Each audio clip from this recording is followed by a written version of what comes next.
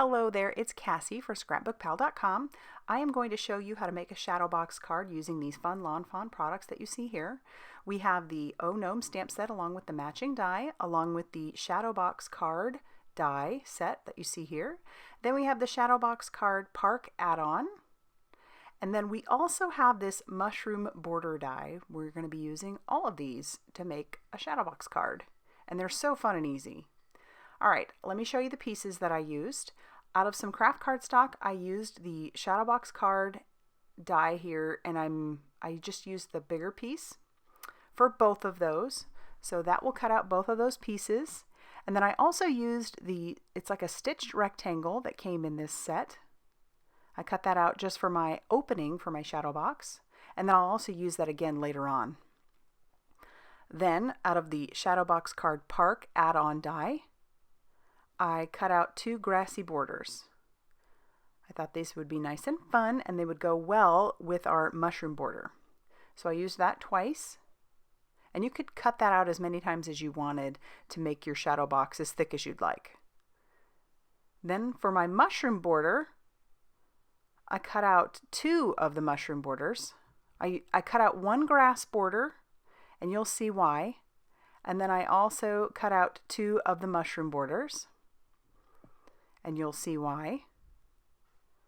And I love how that cuts out. It's just really neat, and it's continuous. And then I did use my Xyron sticker maker for a couple of colors, and this blue piece that you see here is what I was talking about earlier. I did use that rectangle from the first set. That's going to be my background, so I'll have like a sky background. And then I have some orange and red cardstock that I ran through my Xyron sticker maker because I figured this was the absolute easiest way to cut out all of those mushroom caps and then adhere those to the tops of the mushrooms. So let's go ahead and get started. I peeled off the release paper, and then I'm going to run this through my die cutting machine a few times because I need this to cover both of those pieces that I cut out. So I'm using my paper piercer. And it's really quite easy, but like I said, this is the easiest way I could find to be able to adhere those mushroom caps to the very tops of those mushrooms. And you'll end up getting a big one, a medium-sized one, and two small ones out of those two dies. And so here I'll show you, just peel off your sticker, and if there's extra pieces, you just take those aside, and then you just adhere it down. That's why I love those sticker makers. And then I do the same thing with all the other pieces, but I'm going to go every other one because like I showed you earlier, I do have some orange cardstock that I plan to cut those mushrooms out of as well. I wanted to add just a little bit of extra color with all that.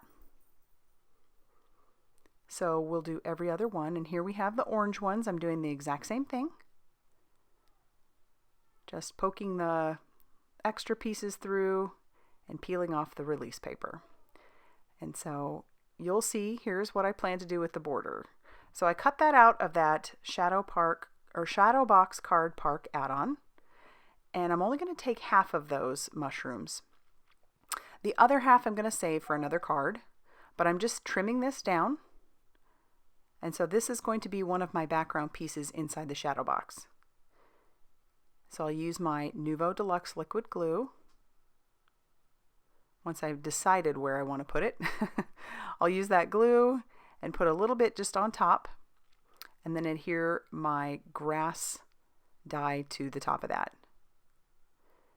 And then this was that piece that came out of the mushroom border. That's going to go on my sides. So I'm just trying to think about where I want to adhere that. And then I'll adhere that down, and then I'll set that off to the side to dry because we won't need that for a little bit. I'm one of those people that does like to make sure all of my pieces are done before I start actually adhering most things. But we're going to move on to our stamping. Again, this comes from the Gnome stamp set. Love the little gnomes right now.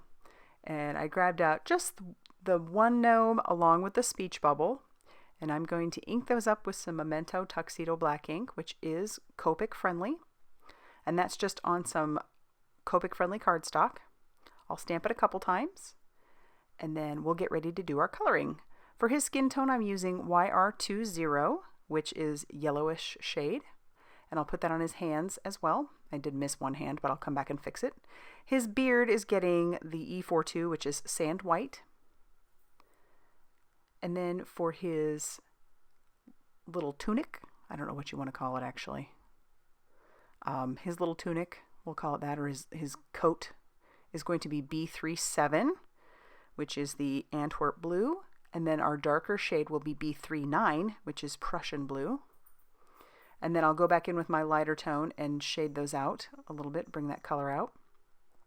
These are smaller images, so you don't have to go too crazy with shading if you don't want to. Then for his hat and his pants, I'm going to start off with some R46, which is the strong red.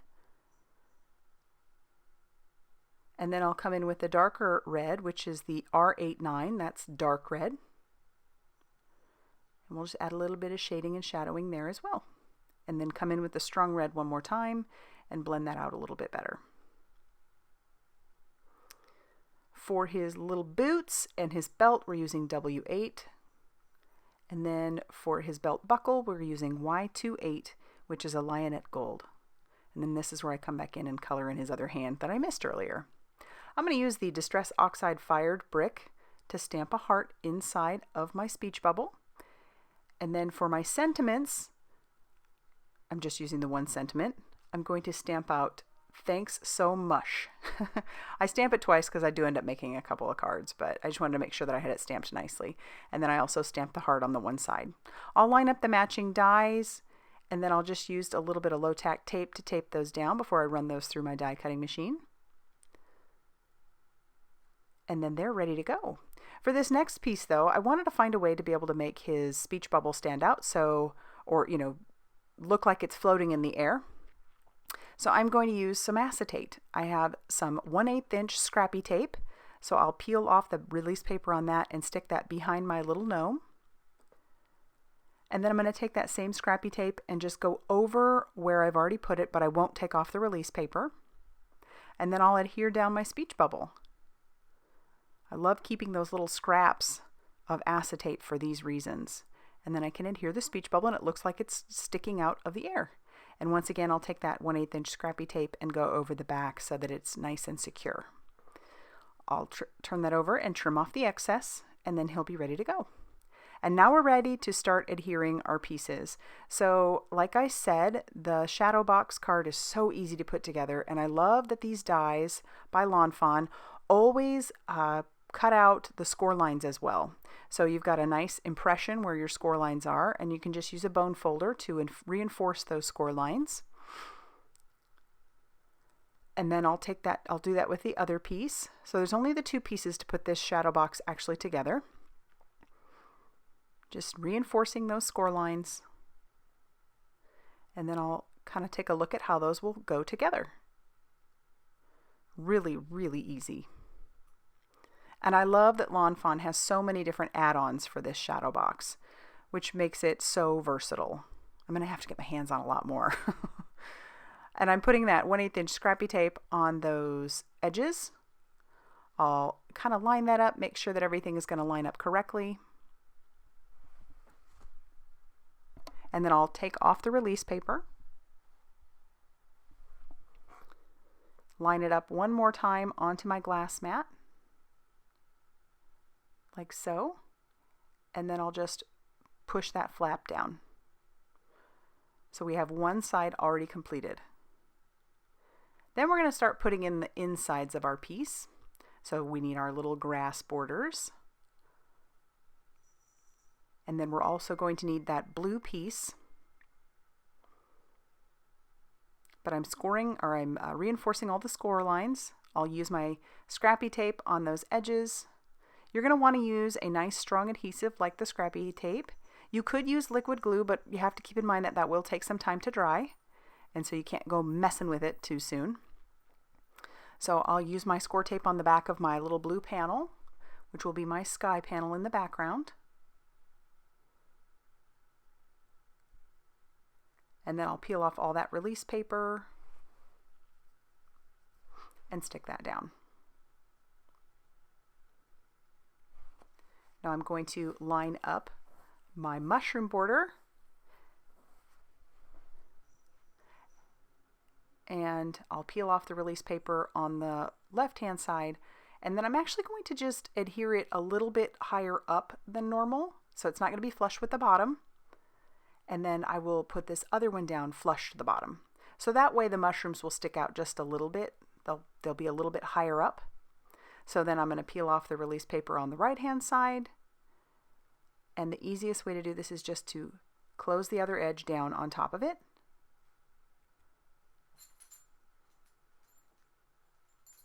And then we've peeled off that release paper, and here we have our shadow box. And you can kind of work it back and forth to make sure that it works okay. So I'll just work my box back and forth a little bit and just make sure that that adhesive is stuck down really, really well. For our next part, we're going to want to take our little gnome and adhere him to the grass. So I'll just take some of that liquid glue and put it on his backside so that it looks like he's standing on the grass. And I'll adhere him down, and then our sentiment is going to need to be put on there. So I'm going to trim that down with my scissors. I'll just trim off a little bit of the excess on each side, and then I'm going to snip into the center and then cut in from there to give it a nice little fishtail banner on both ends. So it's super easy. You just snip into the center and then get each of those edges to cut into that center. I'll use that liquid glue to adhere my sentiment down to the front. I just can't get over how cute that is. I love the puns. Thanks so much. So perfect.